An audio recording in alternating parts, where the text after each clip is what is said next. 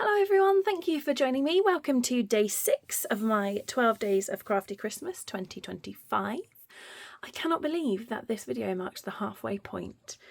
I don't know how we're here already, but today I'm going to be creating another project with the Keeping Traditions Scrapbooking Workshop kit. Today we're going to be making a lidded box. So I've pulled out some bits. I've got some leftovers of the Secret Sea two-tone cardstock, and I'm hoping that this piece might actually fit my measurements. I do have another scrap piece. Yes, excellent. So I'm going to trim this down to measure 8 inches by 9 3/4 inches, and this is going to be the piece that forms the base of our box. So 8 inches by 9 3/4, like so. And then because I'm using my two-tone cardstock, I need to remember when I'm doing my scoring not to press too hard. On the long side, I'm going to score at 2 inches, again at 4 inches, at 6 inches, and at 8 inches. And then on the short side, I'm going to score at 2 inches and at 6 inches. Like so, I'm going to put that to one side, and once I've got my trimmer out, I'm going to cut my designer series paper. So I'm umming and ahhing between using this piece and this piece of designer series paper, but I think I'm going to use the smaller piece because actually this piece is a full 12 by 12 and I could use that to create a scrapbook page. So I'm going to pop that to one side, and then for my designer series paper I need 2 pieces that measure 3 3/4 by 1 3/4, and if you're using a directional paper, the left to right is the 3 3/4 inch measurement. So I'm going to cut at 3 3/4, and I'm going to rotate, and then I want 2 pieces that are 1 3/4. There's 1 and 2. So those are my spare bits. Pop those off to one side, and then I can scoop my trimmer out of the way. And let's mind these bits for a moment as well. I'm going to want those again in a second. So I'm going to bring back in my Secret Sea piece and my snips, and we're going to do some cutting. So 4 sections measure 2 inches, 1 section measures 1 3/4 inches. So I'm going to start with our 1 3/4 inch section, and I'm going to cut some small tabs. So I'm keeping kind of a section here, and then the rest of this rectangle I'm going to cut completely away, and then I'm going to cut up that score line all the way to the center, and then I'm going to wedge that section like that, and then I'm going to repeat that on the other side as well. So a narrow tab, and then we're going to cut all the way along that score line, and then I'm going to wedge that little tab like so. Okay. Then I'm going to cut up each of these score lines to this first horizontal line here. I'm going to do that on both sides before I cut any sections away.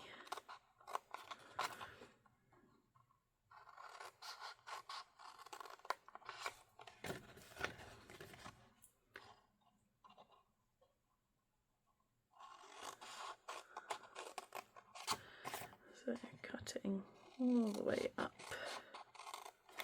each of those score lines.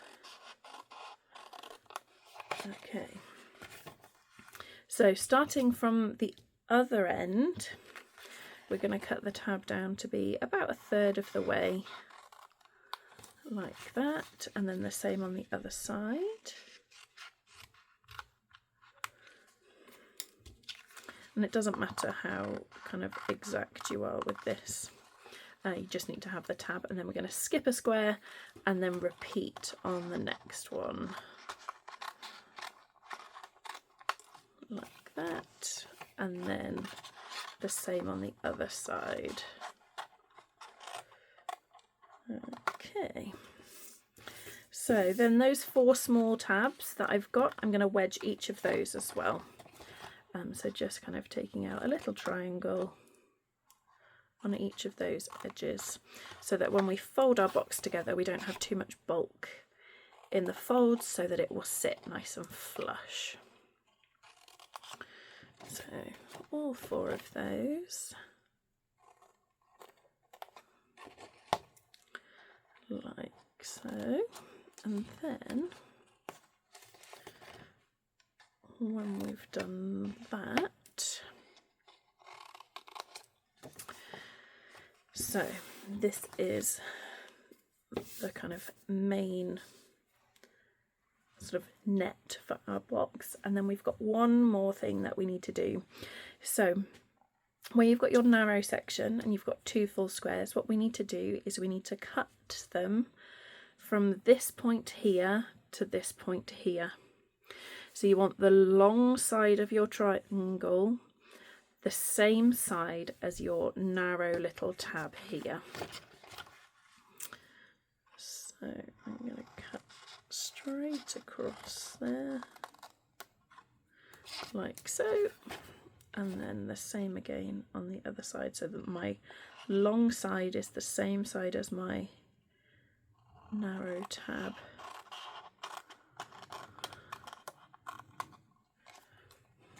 Like so. Okay, now I'm going to bring in my 2 bits of designer series paper, because I'm going to stick those on before I put my box together. So this narrow section and the section that's now got triangles on either side, that's going to be our lid. So the section with the triangle is going to be the very top of our box, and then this is going to be the front of the lid of our box. So my designer series paper, I'm going to pop so that the pattern continues like so. And what I didn't think about is the fact that my front tab is actually narrow. I need to trim that down. So that front tab is actually 1 3/4. So this, I need one piece that measures 1 3/4 by 3 3/4, and then another piece that measures 3 3/4 by 1 1/4. No, 1 1/2. 1 1/2. Sorry. So let's trim that down. So let me just tell you that again. So we need one piece of designer series paper that measures 3 3/4 by 1 3/4, and then one piece that measures 3 3/4 by 1 1/2.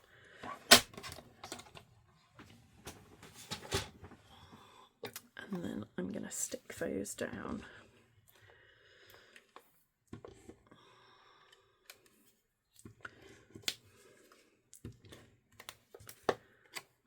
Like so. So you want a nice even border all the way around. I'm sorry if my head has snuck into shot.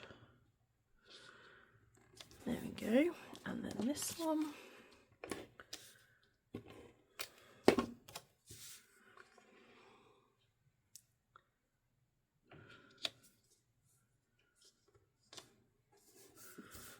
There we go.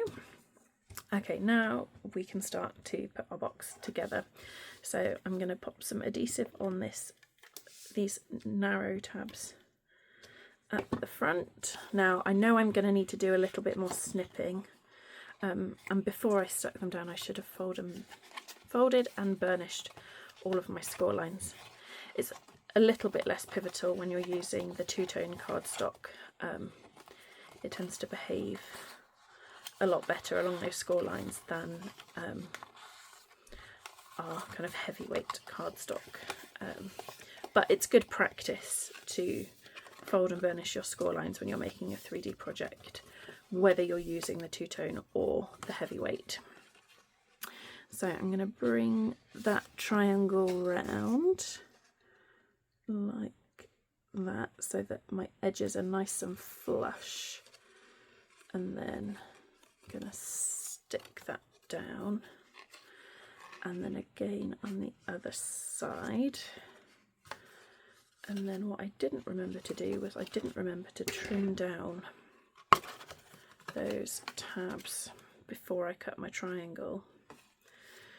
So what I'm going to do is just take away that edge so that we have a nice flush line all the way across. And then I'm going to do the same on the other side, so from there across and into that top corner, and just I'll whip that away like that. Okay, then so this is our lid, and this is going to be the base of our box. So I'm going to put some adhesive on these little tabs. I'm going to do one side at a time. You want nice and flush corners like that, and then on the other side again, nice flush corners, and then we're going to do the same on the other side. It's a little bit fiddly, you probably can't see very well, but I'm just adding some adhesive to those tabs in the same way that I did on the other side. So I've got adhesive on both of those tabs, and then again I'm just going to fold in so that those edges are nice and flush, like so. Give those a squidge, and then our lid should come down nicely over the top, and it should be tight enough that it should hold closed by itself. So there's the base of our box. Well, there's our box itself, and then we just need to decorate. So for my decorations for this box, I'm going to be bringing in my sticker sheet, and I'm going to use one of these floral images and one of the sentiments as well. So the box should hold closed, but you could, if you wanted to, tie it with ribbon as well. I'm just thinking that might be quite a nice sort of extra element. So what I might do is have it so that my ribbon ties on the front edge. So I'm decorating on here, but then tying my bow around the front. So let's cut a piece of ribbon that I think is probably about the right kind of length, like that. And then to secure my ribbon, I'm going to secure it under the decoration that I'm going to put on the top. A bit like we did with the box that we made on day 2, where we secured the ribbon under the element on the front. So this is where the ribbon is actually secured, and then the rest of the way around the ribbon is free. So for my box, I'm going to use one of these florals. So I'm going to take it off, but I want to pop it up on some dimensionals. Obviously the back of it is sticky because it is from the sticker sheet.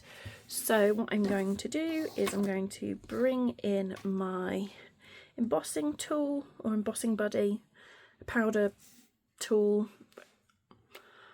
I can never think what to call it, and I just have it on a little clip like this so that I don't get my hands all mucky, and then I'm just going to kind of dab it on the back of my sticker, and that's going to take away the stickiness.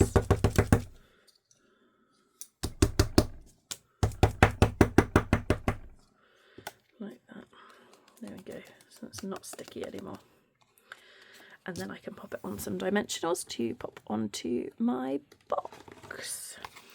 So I'm going to decide on my sentiment as well. Let's have, what am I thinking? Do we go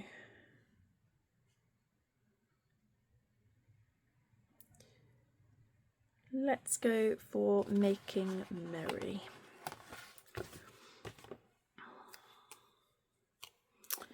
And I think I'm going to use my Making Merry as a sticker, and I'm going to use that to hold my ribbon in place.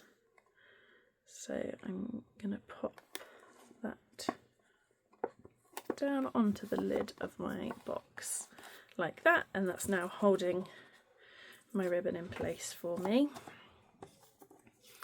And then my lovely floral image, I think I might put off to the side a little bit, or maybe off to that side. What do we think?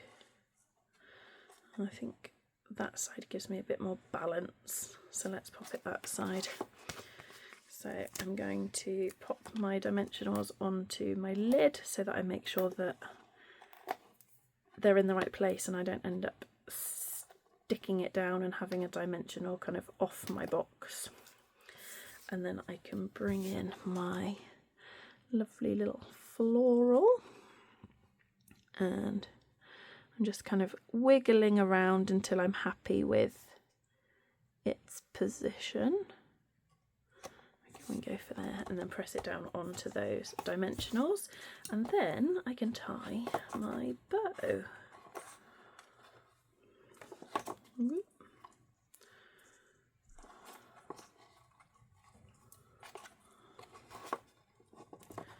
It's a little bit tricky where I've got that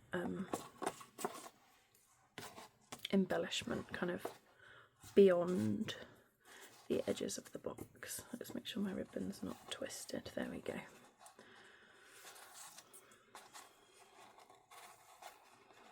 Like that. And then my bow, and then I can trim my tails off.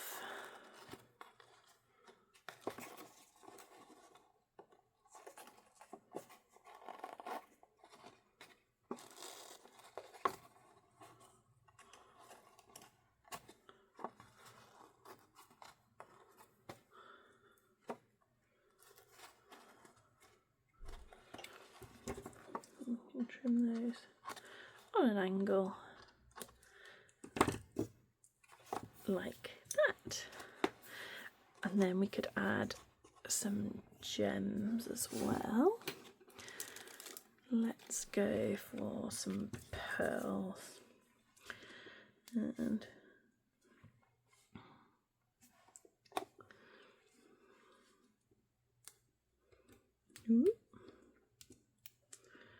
it's always a little bit tricky. I should use my take your pick tool instead of my scissors really, but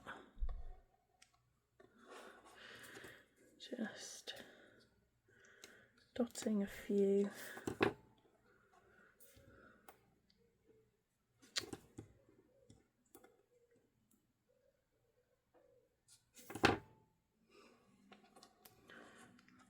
Just on the top there, just to add a little bit of extra sparkle.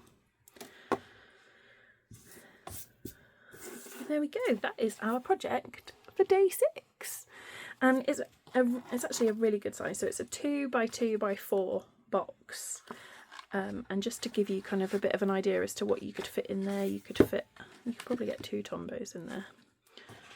I only have 1 to hand, but you could definitely get 2 tombos in there.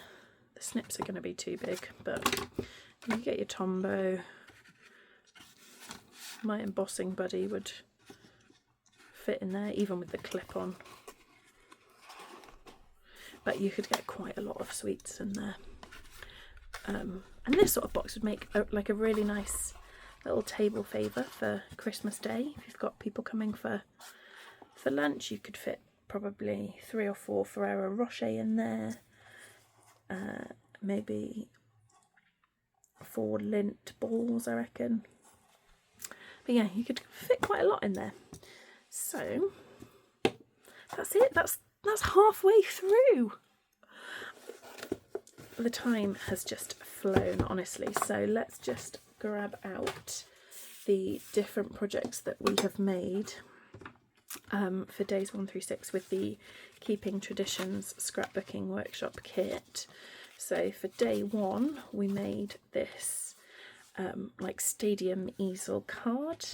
For day 2 we made our lovely box to put our cards into. And there's the lid. And then we made this card and the gatefold and this one that stands up like that. So if you haven't already, I would love it if you would go back and watch days 1 through 5. I hope that you'll join me again tomorrow for day number 7, and I'm going to be bringing in a different stamp set tomorrow. I'm very excited to bring you the project that I've got planned for tomorrow. So I do hope you'll join me for that. If you haven't already, I would love it if you would subscribe to my channel, and I would love it even more if you would ring the bell and get notified whenever I post a new video. As always, the link to my website and the link to shop with me is down in the description box below. And yeah, that's it from me today. I look forward to seeing you tomorrow. Thank you. Take care. Bye.